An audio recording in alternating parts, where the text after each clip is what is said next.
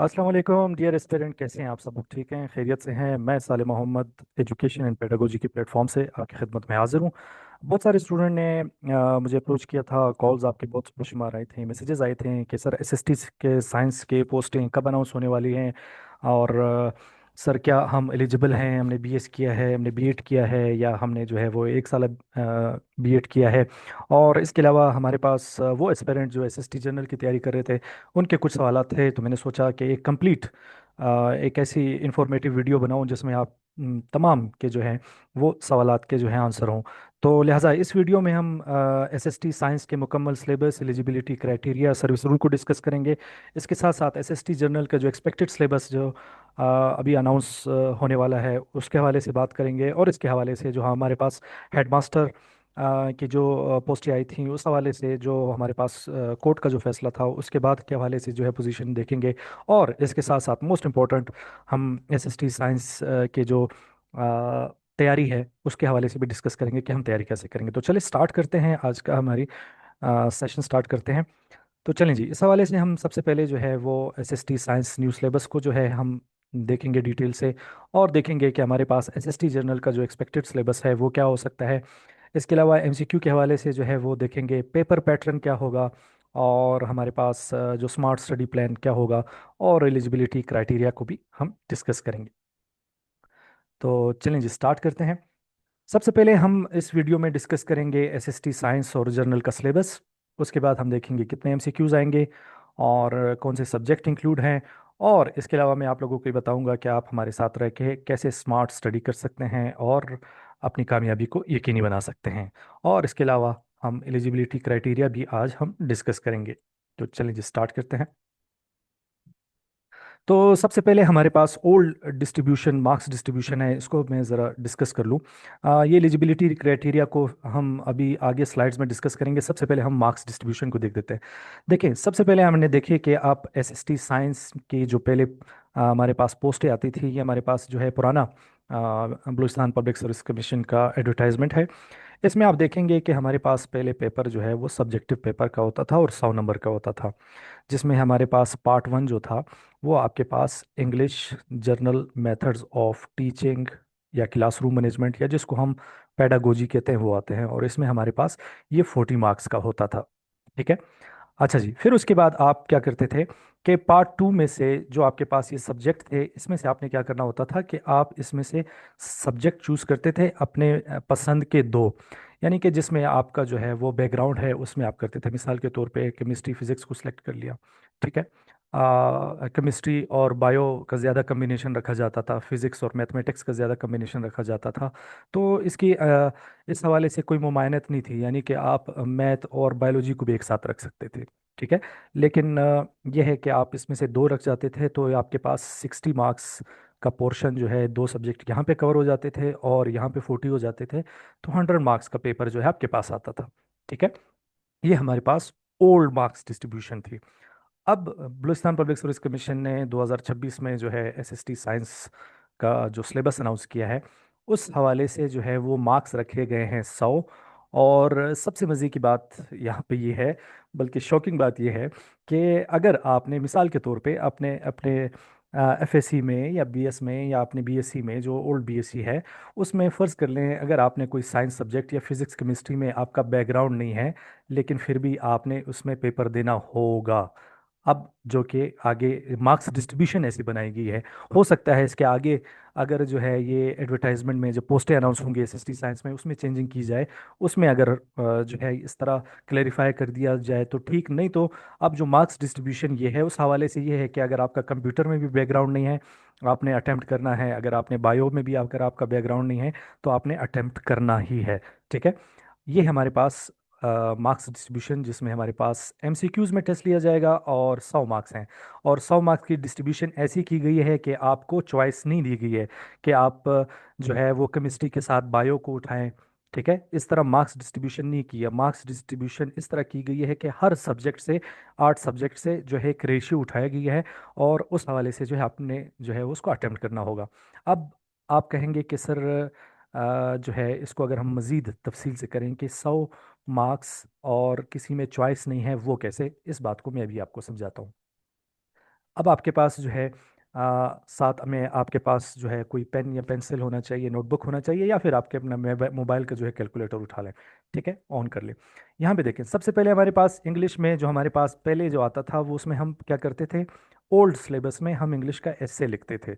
अब हमारे पास एमसीक्यूज किस में आएंगी, पार्ट्स ऑफ स्पीच के बारे में आएंगी, इडियम ऑफ फ्रेजेस में आएंगी, लेटर राइटिंग के हवाले से आएंगी, फिल इन द ब्लैंक्स आगे वाज़ह नहीं किया गया है, हो सकता है ये पार्ट्स ऑफ स्पीच में हो सकता है इसमें एरर्स के बारे में हो, एक्टिव और पैसिव वॉइस, डायरेक्ट और इनडायरेक्ट, और इसके साथ जो है वर्ड ट्रांसलेशन जो है वो आ सकती है। तो ये आपके पास 10 मार्क्स हो गए। ठीक है, ये हो गया हमारे पास इंग्लिश। फिर हमारे पास आता है पेडागोजी। पेडागोजी में हमारे पास जो बहुत ही इम्पोर्टेंट एरिया है। अब यहाँ पे आप देखेंगे कि हमारे पास नंबर तो मार्क्स 10 रखे हैं, लेकिन कोर्स बहुत लेंथी है। ठीक है, कोर्स बहुत ज़्यादा लेंथी है, और इवन के प्रॉपर जो है वो फुल फ्लेज जो है सब्जेक्ट डाले गए हैं, जो कि एक सेमेस्टर में जो है वो कंप्लीट होते हैं, यानी कि 4.5 से 5 महीने में पढ़ाए जाते हैं। वो पूरे जो है वो सब्जेक्ट रखे गए हैं। पेडागोजी और एंड्रागोजी के हवाले से लिखा है, मेथड्स ऑफ टीचिंग बहुत बड़ा वास्ट है, ये वो है जिसको हम पेडागोजी कहते हैं ओरिजिनल। तो मेथड ऑफ टीचिंग में हमारे पास तमाम टीचिंग मेथड्स आएंगी। इसमें आईसीटी आएगा, टीचिंग ऑफ मैथमेटिक्स के हवाले से आएगा, स्कूल मैनेजमेंट पहले भी था, लेकिन सब्जेक्टिव पूछा जाता था, अब ऑब्जेक्टिव में पूछा जाएगा आपसे। Test development and evolution full fledge जो है एक सब्जेक्ट है। Classroom assessment full fledge subject है, जिसमें हम बीएड ऑनर्स या बीएस एजुकेशन को थर्ड सेमेस्टर में पढ़ाते हैं। करिकुलम डेवलपमेंट एक फुल फ्लेज सब्जेक्ट है, जिसको हम फिफ्थ सेमेस्टर में पढ़ाते हैं। Critical thinking and reflective practice BEd 1.5 जिसको कहते हैं, उसमें हम जो है इसको पढ़ाते हैं। ह्यूमन डेवलपमेंट एंड लर्निंग, ये आपके पास चाइल्ड डेवलपमेंट है। ठीक है, एजुकेशनल मैनेजमेंट एंड लीडरशिप, ये बहुत ही लेंथी जो है वो सब्जेक्ट है, जिसमें हम लीडरशिप थ्योरीज और मैनेजमेंट के बारे में पढ़ लेंगे। Early childhood education ECE, inclusive education और प्रेजेंटेशन स्किल्स, ये जो है काफ़ी लेंथी जो है वो दिया गया है इसका सिलेबस, और इसके मार्क्स 10 हैं। तो अभी आगे आपके पास देखें कैलकुलेशंस आ रही होंगी 20। ठीक है, अब आते हैं, ये हो गया हमारे पास सॉरी।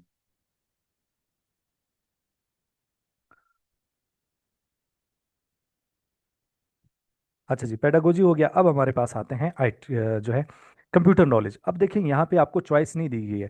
इसका मतलब ये है कि आपका बैकग्राउंड हो या ना हो कंप्यूटर में, आपने जो है वो 10 नंबर जो है MS Word, Excel, PowerPoint और एआई के हवाले से आएंगे, use of AI in teaching. ठीक है, तो कंप्यूटर के हवाले से भी आपके पास क्वेश्चन आएंगे, और इसमें जो सिलेबस दिया गया है उसमें कोई आपके पास चॉइस नहीं दी गई है। फिर आते हैं आपके पास जीके। जीके में आपके पास 10 मार्क्स हैं। ठीक है, और इसमें हमने कॉन्स्टिट्यूशन और हिस्ट्री पढ़ना है, बलूचिस्तान की ज्योग्राफी और कल्चर, इसके अलावा पर्सनल और कलेक्टिव हेल्थ मैनेजमेंट प्रिंसिपल्स। ये नई चीज़ आई है, और ये काफ़ी अच्छी चीज़ है जो डाली गई है एक टीचर्स के लिए, ख़ास तौर पर जब वो स्कूल में जाते हैं। ये बहुत बेहतरीन चीज़ डालेगी। देखिए, पर्सनल हाइजीन, ये बहुत बेहतरीन चीज़ें डाली हैं। और ये देखें, ये हमारे पास बहुत ही जो है जिसको कहते हैं सूदमंद है, ये हमारे जो है वो बहुत ज़रूरी है आजकल सोसाइटी में, कि हमारे बच्चों इस बारे में जानें कि प्रोहिबिशन ऑफ फिज़िकल टच, यानी कि आम अल्फाज में बैड टच गुड टच जिसको हम कहते हैं, और किसको इजाज़त है, उस हवाले से जो है वो ये रखा गया है, जो कि बहुत ही बेहतरीन इकदाम है। तो जीके के हवाले से ये 10 मार्क्स आपके पास हो गए। ठीक है, अब आते हैं हमारे पास जो कोर सब्जेक्ट हैं एसएसटी साइंस के। अब यहाँ पे आपके पास कोर सब्जेक्ट में हमारे पास 15-15 मार्क्स रखे गए हैं। याद रखें कि अभी हमारे पास जो कोर सब्जेक्ट्स होंगे, जिसमें भी केमिस्ट्री, बायो, फिजिक्स, मैथ आएंगे, उसमें बाकायदा तौर पे मेंशन किया गया है कि केमिस्ट्री आपका इंटरमीडिएट लेवल होगा। अभी आगे आपके पास और कोर्सेज आएंगे जिसमें मैट्रिक लेवल भी लिखा होगा। तो ये एक आसानी कर दी है कमीशन ने एक तैयारी एस्पिरेंट्स की तैयारी के लिए, कि वो किस हद तक जाएं। ठीक है, उसके जो लिमिट है वो कहाँ तक है। तो यहाँ पे आप देखेंगे ये डिटेल में हमारे पास ये तमाम टॉपिक्स हैं जो कि केमिस्ट्री में आपने कवर करने हैं, और आ, जो है 15 मार्क्स का एमसीक्यू इस पोर्शन से आएगा। यहाँ पे भी मैंने जैसे आपको कहा कि कोई चॉइस नहीं दी गई है। अच्छा जी, फिर आते हैं हमारे पास फिजिक्स में, और फिजिक्स में भी आप देखेंगे कि इंटरमीडिएट लेवल जो है वो आपको स्पेसिफाई किया गया है। तो आपने इंटरमीडिएट तक इसकी तैयारी करनी है, और इसके मार्क्स भी हमारे पास 15 रखे गए हैं। ठीक है, चलिए जी, अब आगे चलते हैं। अब यहाँ पे हमारे पास देखें स्पेसिफाई किया गया है कि बायो आपने मैट्रिक तक जो है आपने कवर करना है। यानी कि ये चीज़ें जो है मैट्रिक तक जो है वो आएंगी, और इसके मार्क्स जो हैं वो 15 रखे गए हैं। ठीक है। तो यानी कि बायो और मैथमेटिक्स आपने मैट्रिक लेवल का पढ़ना है, और जो बाकी सब्जेक्ट्स हैं, जो केमिस्ट्री है फिजिक्स है, वो आपने इंटरमीडिएट लेवल तक पढ़ना है। ये देखें, जैसे मैंने आपको कहा कि मैथमेटिक्स जो है आपका मैट्रिक लेवल तक है, और इसके आपने 15 मार्क्स हैं, और आपने इसको देखना है। ठीक है। ये तो हो गया हमारे पास डियर स्टूडेंट्स, हमारे पास इसका सिलेबस, जिसमें आपने देखा कि आपको फिलहाल जो सिलेबस है इसमें इसका मतलब ये है कि आपने तमाम एरियाज़ को कवर करने हैं। कोई चॉइस नहीं है, आपने मेडिकल किया है, आपने जो है बीएससी या बीएस जो है किसी और सब्जेक्ट में किया है, लेकिन आपने मैथमेटिक्स जो है इसमें ज़रूरी दिया गया है। तो आप आ, आपके पास चॉइस नहीं है। ठीक है। जैसे पहले हम एसएसटी साइंस के पोस्टों में जो है वो अपने दो सब्जेक्ट चूज करते थे, अब यहाँ पे वो वाला मरहला नहीं है। हाँ, ये पॉसिबिलिटी हो सकती है कि अगर जब ये पोस्टें अनाउंस हो तो उसमें अगर दोबारा मज़ीद कोई चीज़ स्पेसिफाई अगर कर दी जाए, तो फिर पब्लिक सर्विस कमीशन को दोबारा फिर सिलेबस अनाउंस करना होगा, फिर दोबारा जो है मार्क्स डिस्ट्रीब्यूशन दोबारा देनी होगी। तो उसके चांसेस बहुत कम नज़र आ रहे हैं। ठीक है। अच्छा जी, अब आते हैं हमारे पास ओवरव्यू एसएसटी साइंस सिलेबस के हवाले से कर लेते हैं। कि ये तो पहले बात तो ये है कि अब ये कंफर्म हो गई है कि एमसीक्यूज के हवाले से आएंगे। लेवल जो है मैथमेटिक्स और बायो जो है वो मैट्रिक लेवल का होगा। फिजिक्स और केमिस्ट्री जो है आपका इंटरमीडिएट लेवल का होगा। ठीक है। तो इसमें आपके पास जो है दोनों आ सकते हैं। अब आपका फोकस ये होगा कि आपने फैक्चुअल नॉलेज के साथ कंसेप्चुअल स्टडी भी करनी है, क्योंकि जो है जब आप कंसेप्चुअल स्टडी करेंगे तब अगर एग्जामिनर किसी भी तरह एमसीक्यूज को ऊपर नीचे या लफ्ज़ों का हेर फेर करे, तो अगर आपके पास कंसेप्चुअल स्टडी होगी तो आप उस पेपर को अटेम्प्ट कर सकते हैं। ठीक है। ये हो गया हमारे पास ओवरव्यू ऑफ एसएसटी साइंस का जो सिलेबस है उसको हमने। अब आते हैं कि पेपर पैटर्न हमारे पास क्या होगा। कि देखें, हमारे पास जब इस तरह पेपर्स होते हैं तो उसमें बेसिकली तौर पे ये तो पहले हमें कमीशन ने बता दिया गया है कि 100 एमसीक्यूज आएंगे। 100 जब एमसीक्यूज आते हैं तो बहुत सारे जो हमारे पास एनटीएस के टेस्ट या जो हैट के टेस्ट होते हैं, दूसरे स्कॉलरशिप के टेस्ट होते हैं, गेट के, गेट सब्जेक्ट के, तो उसमें जब 100 एमसीक्यूज दिए जाते हैं तो जो उसको स्टैंडर्ड टाइम होता है वो 120 मिनट दिए जाते हैं। ठीक है। ज़्यादातर ये एक स्टैंडर्ड पैटर्न है, ऊपर नीचे हो सकता है, लेकिन जिसको कहते हैं कि 90% से ज़्यादा चांसेस यही होंगे कि जब आपके पास 100 एमसीक्यूज होते हैं तो उसमें आपको टाइम जो है वो 120 मिनट्स दिया जाता है। अब यहाँ पे इस बात की स्पेसिफाई नहीं किया गया है कि नेगेटिव मार्किंग होगी या नहीं होगी। ये जो है ऐड में आपको जो है कंफर्म होगा, फिलहाल नहीं है। ठीक है। क्योंकि ये एसएसटी साइंस का पहली मर्तबा ये पेपर कंडक्ट होने जा रहा है, तो नेगेटिव मार्किंग का कुछ फिलहाल कहा नहीं जा सकता। अभी जैसे हमारे पास फेडरल पब्लिक सर्विस कमीशन है, वो जब हमारे पास एमसीक्यूज पैटर्न का जो पेपर लेते हैं तो वो नेगेटिव मार्किंग रखते हैं। ठीक है। तो फिलहाल इस बात का अभी फिलहाल कंफर्म नहीं किया जा सकता कि आया नेगेटिव मार्किंग होगी या नहीं होगी। ये मज़ीद एडवर्टाइजमेंट में हमें पता चलेगा। अच्छा जी, अब हमारे पास एक बात यहाँ पे भी आती है कि सर एसएसटी की पोस्टें क्या अनाउंस होने वाली हैं। तो यकीनन अनाउंस होने वाली हैं, लेकिन मैं आपको साथ ये बताऊं कि जो बलूचिस्तान गवर्नमेंट है, जैसे उन्होंने हमारे अभी मौजूदा सेक्रेटरी हैं स्कूल एजुकेशन डिपार्टमेंट, उन्होंने पहले वाजिया कर दिया गया कि हमारे पास कोई तकरीबन 4,000 के टीचिंग जॉब्स जो हैं वो हमारे पास वेकेंट है।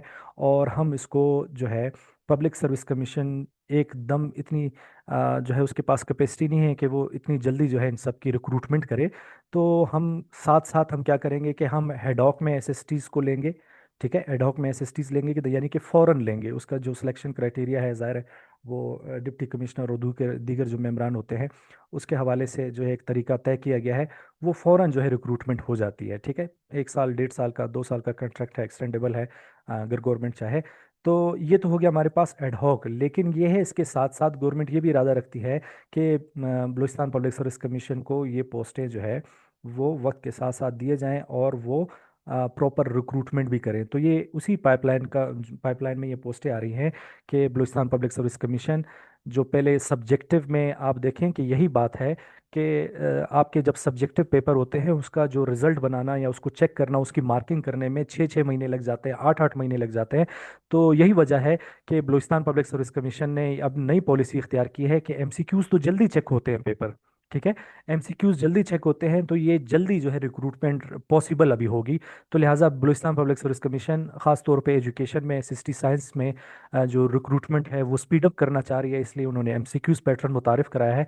इससे क्या होगा कि जो ये पोस्टें आहिस्ता आहिस्ता जो है वो जो जल्दी फिलअप होंगी, ठीक है। बेन मकसद ये है। अभी आपका अगर जहन में ये सवाल आ रहा है कि एमसीक्यूज पैटर्न क्यों रखा गया है, इसमें वो इसलिए रखा गया है कि public service commission speed up करना चाह रही है रिक्रूटमेंट को, ठीक है। चलिए आगे चलते हैं। अच्छा जी, अब ये तो हमने एसएसटी साइंस को डिस्कस कर लिया, अब आते हैं एसएसटी जर्नल। जाहिर है कि जब एसएसटी साइंस जो है वो हमारे पास एमसीक्यू पे शिफ्ट हो गया है तो एसएसटी जर्नल की पोस्टें भी खाली है। तो एसएसटी जर्नल भी पहले सब्जेक्टिव था, तो अभी उसके हवाले से भी बहुत ज़्यादा जो है टाइम लगेगा। तो लिहाजा ये चांसेस हैं कि एसएसटी जर्नल को भी जो है वो एमसीक्यू बेस पे जो है वो पेपर जो है मार्किंग कराई जाए, जिससे क्या होगा कि ये प्रोसेस भी स्पीडी होगा। तो अगर अभी हम एसएसटी जर्नल की बात करें तो इसमें हमारे पास एक्सपेक्टेड सिलेबस जो पहले होता था, उससे पहले क्या होता है, पहले मैं आपको पुराना पैटर्न पैटर्न बता दूं। पुराने पैटर्न में क्या करते थे हम, 25 मार्क्स जो है वो एसए या प्रेसी का जो है हमारे पास आ जाता था। ये याद रखें कि मैं अभी आपको एसएसटी जर्नल के बारे में बता रहा हूँ। वो हमारे एस्पिरेंट्स जिन्होंने मुझे मैसेजेस किए थे, 150 कॉल किए थे कि एसएसटी जर्नल के बारे में भी सर बताएं। तो पहले 25 नंबर का ऐसे या प्रेसी आता था, और पेडागोजी पोर्शन से हमारे पास 20 आते थे। और इसके साथ जो हमारे पास मुख्तलिफ सब्जेक्ट थे वो ये थे कि आपने उर्दू जो है वो आपने जो है वो लेना होता था, इस्लामियात और पाकिस्तान स्टडी की डिस्ट्रीब्यूशन होती थी, ठीक है। और अगर मुस्लिम कैंडिडेट्स के लिए जो है इस्लामियात लाजमी था, और नॉन मुस्लिम के लिए क्या था कि वो 15 नंबर की जगह पे वो पाकिस्तान स्टडी जो है वो 30 नंबर अटेम्प्ट करते थे, ठीक है। तो ये हमारे पास पहले पैटर्न होता था। यानी कि अब अगर इस पैटर्न को देखे जाए तो इससे हम इजीली अंदाज़ा लगा सकते हैं इस मार्क्स डिस्ट्रीब्यूशन को, कि ये सब्जेक्ट्स अभी एसएसटी जर्नल में एमसीक्यूज में शिफ्ट किया जाए तो हमारे पास अब जो पेपर आएगा वो जो है एक्सपेक्टेड सिलेबस हमारे पास इस तरह होगा एमसीक्यूज में। याद रखें कि ये एमसीक्यूज का मैं आपको बता रहा हूँ, एक्सपेक्टेड सिलेबस इसमें जो है वो ऊंच नीच वो जिसमें वो बड़ा जो है एक मेम भी बना है, मीम भी बना है कि जिसमें 19 20 का फर्क जिसको कहते हैं, ठीक है। तो 19 20 का फर्क इसमें आ सकता है। तो इंग्लिश में ये हो सकता है कि 25 एमसीक्यूज रखे जाए, ठीक है। और पेडागोजी में जो है वो 20 एमसीक्यूज रखे जाए। उर्दू में 25 मार्क्स रखे जाए एमसीक्यूज, इस्लामियात के 15, और नॉन मुस्लिम्स फिर जो है पाकिस्तान स्टडी को 30 नंबर पे अटेम्प्ट करेंगे, और जो मुस्लिम कैंडिडेट्स हैं वो 15 मार्क्स जो है वो एक्सटेंड करेंगे। तो इस तरह आपका जो एसएसटी जर्नल का एक्सपेक्टेड सिलेबस है वो इस तरह आ सकता है, ठीक है। अच्छा जी, जैसे भी मैंने कहा कि थोड़ा ऊंच नीच 19 20 का फ़र्क ये हो सकता है कि हो सकता है कि इसमें आपके पास जो है वो कुछ रेशियो जो है वो जीके का इसमें इंक्लूड किया जाए, और कंप्यूटर का इंक्लूड किया जाए, और जो है हमारे पास जो है ये चीज़ें हो सकती हैं कि ये थोड़ा इंक्लूड किया जाए, ठीक है। जीके और कंप्यूटर के चांसेस है कि वो इसमें इंक्लूड किया जा सकता है, ठीक है। ये हमारे पास वक्त पे आएगा। तो लिहाजा मेरे जो एस्पेरेंट्स है जो है मशवरा ये देना चाहूँगा कि वो अपनी तैयारी स्टार्ट करें। इंग्लिश की हो, पेडागोजी की हो, उर्दू की हो, इस्लामियात की हो, पाकिस्तान स्टडी की हो। और कंप्यूटर का फ़िलहाल थोड़ा रहने दें क्योंकि इसका सिलेबस थोड़ा जो है वो कम है। जीके को जो है वो स्टार्ट कर दें, जो ख़ास तौर पे एसएसटी साइंस के लिए जो जीके का पोर्शन दिया गया है वो भी आप जो है इसको तैयार कर लें, ठीक है। चलेंगे डियर एस्पिरेंट्स, आगे चलते हैं।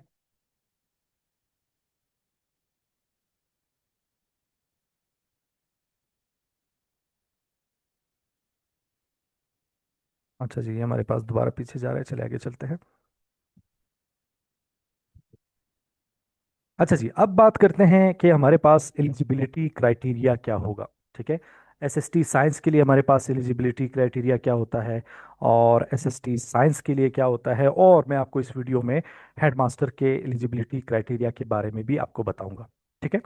तो सबसे पहले अब जो मैं बात करूंगा, याद रखें कि अभी आप लोग जैसे मैंने कहा कि कोई बात करता है तो अगर मौजूदा एविडेंस हो तो वो फिर बात जो है वो ज़्यादा जो है कहते हैं कि प्रूफ के साथ बात होनी चाहिए कि अब आप देखें कि पहले जो हमारे पास रिक्रूटमेंट होती थी वो पुराने सर्विस रूल्स के मुताबिक होती थी।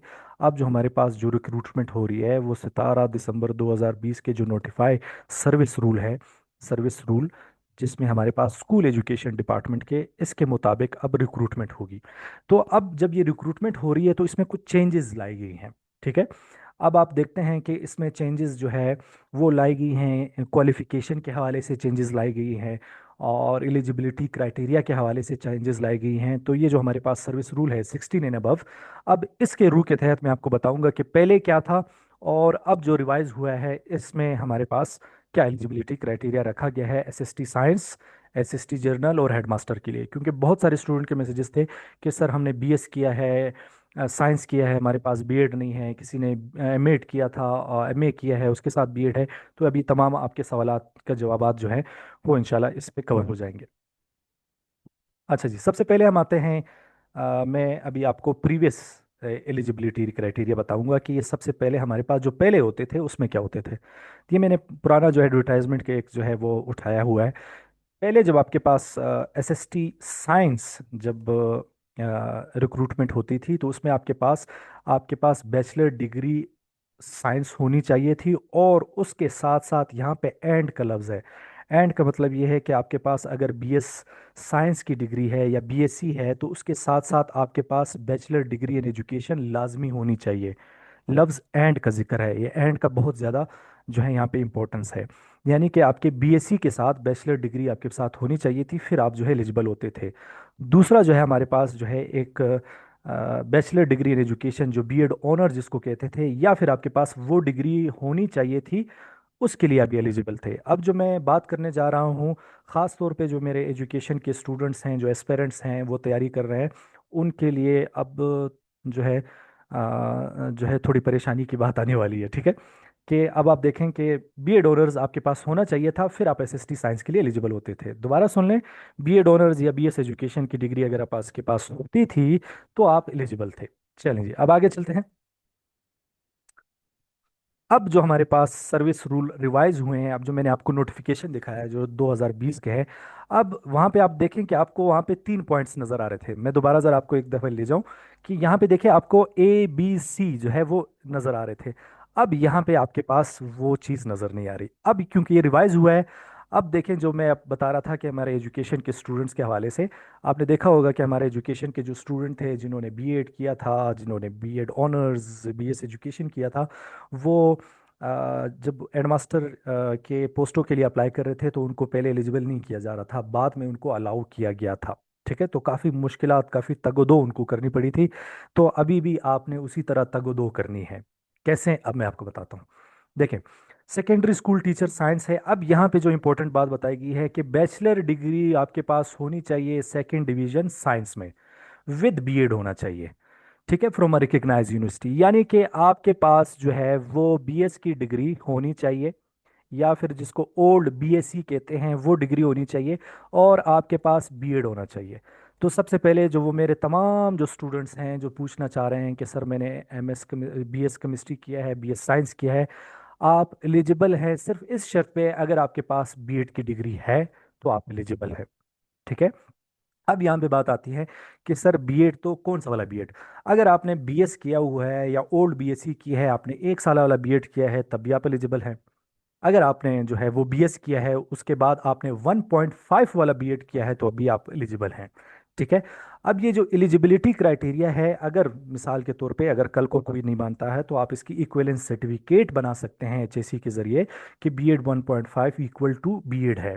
ठीक है, तो आप इक्विवेलेंसी सर्टिफिकेट में किसी भी जगह पे भी आप ये आर्गूमेंट दे सकते हैं। ठीक है, तो सबसे पहले मैं आपको ये क्लियर कर दूं कि किसी के पास भी जो बैचलर इन साइंस की डिग्री होगी वो बीएड के साथ मस्ट है, फिर आप एलिजिबल होंगे।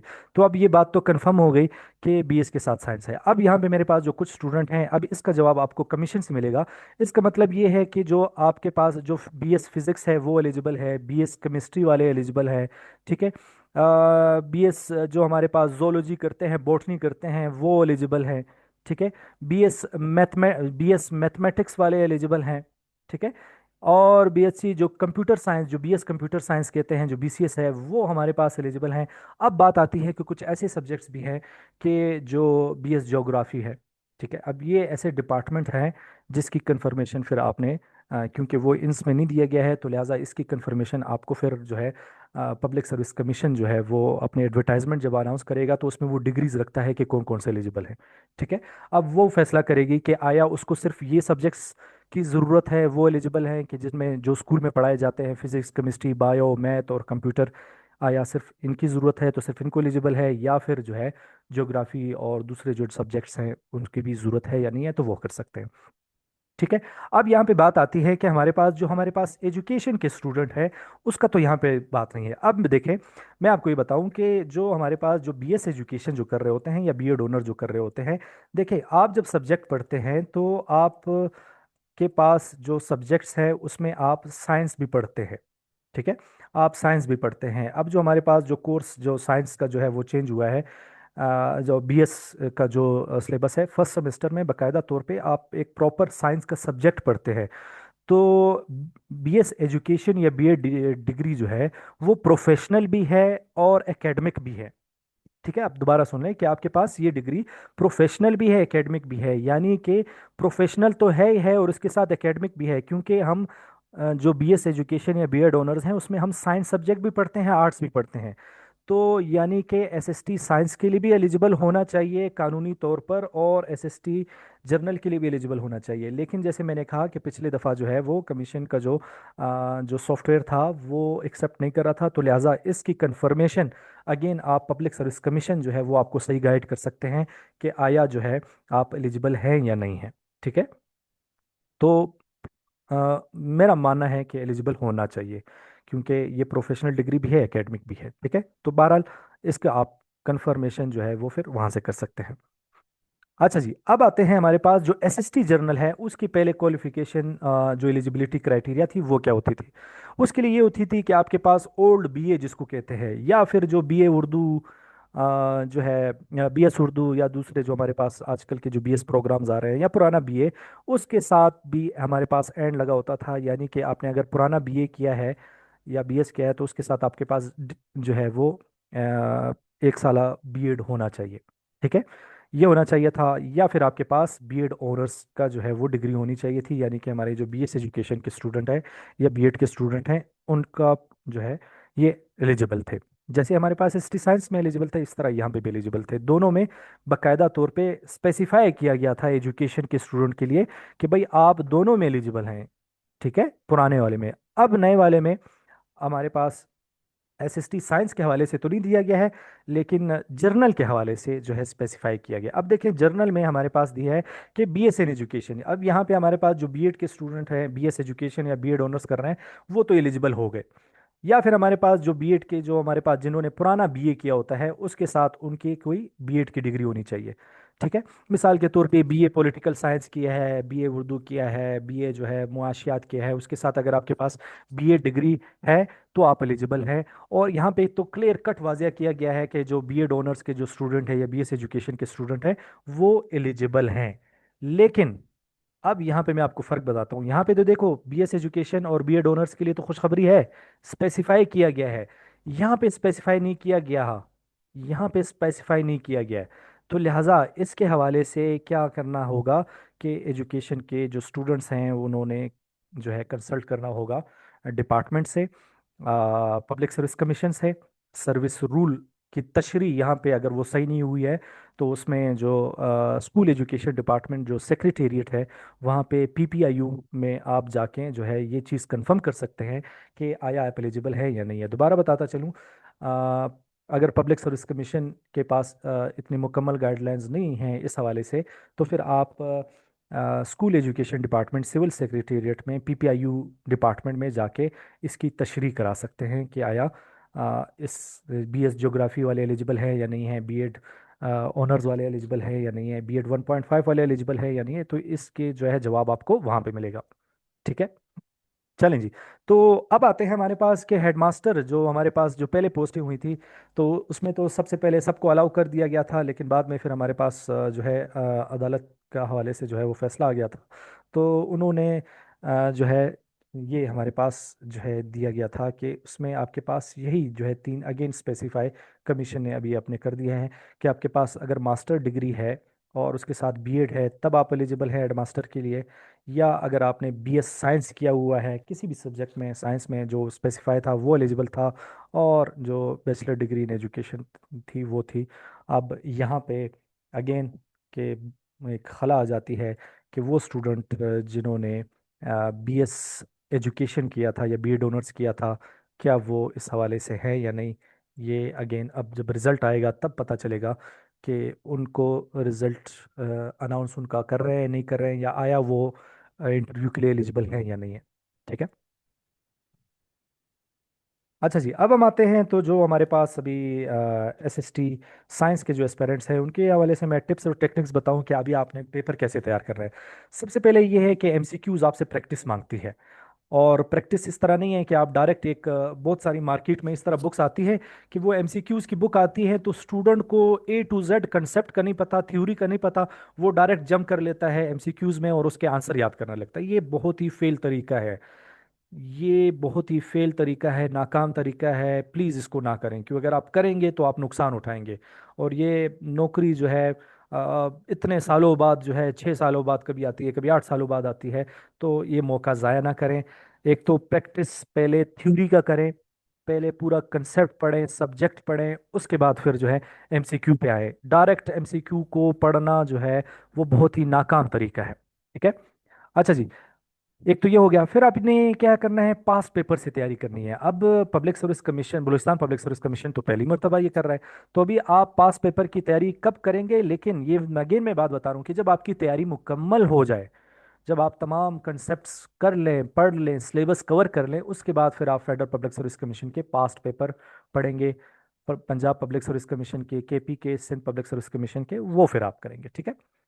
और इन्हीं के जो रिपीटेड क्वेश्चन है उस पे आप ज़्यादा फोकस करेंगे किन के ये जो चार पब्लिक सर्विस कमीशन है जो हमारे पास हैं इनके जो मोस्ट रिपीटेड क्वेश्चन है इसको भी आपने फिर फोकस करना होगा। टाइम मैनेजमेंट जो है जब आप सवाल अटेम्प्ट करेंगे तो आप कोशिश करेंगे कि एक एमसीक्यू 1 मिनट में करें। ठीक है एक एमसीक्यू 1 मिनट में करेंगे। क्योंकि अभी देखें हमारे पास 100 एमसीक्यू आते हैं टाइम आपके पास 120 दिया गया है तो 1 मिनट रखेंगे इसमें से कुछ हमारे पास एमसीक्यू ज़्यादा मुश्किल होते हैं। उसके लिए फिर आप जैसे मैथमेटिक्स है उसके लिए आपको रफ वर्क करना होता है। तो फिर वो टाइम जो है ये जो 20 मिनट है वो आपका एक्स्ट्रा जो है वहाँ पे कंज्यूम हो जाता है। ठीक है।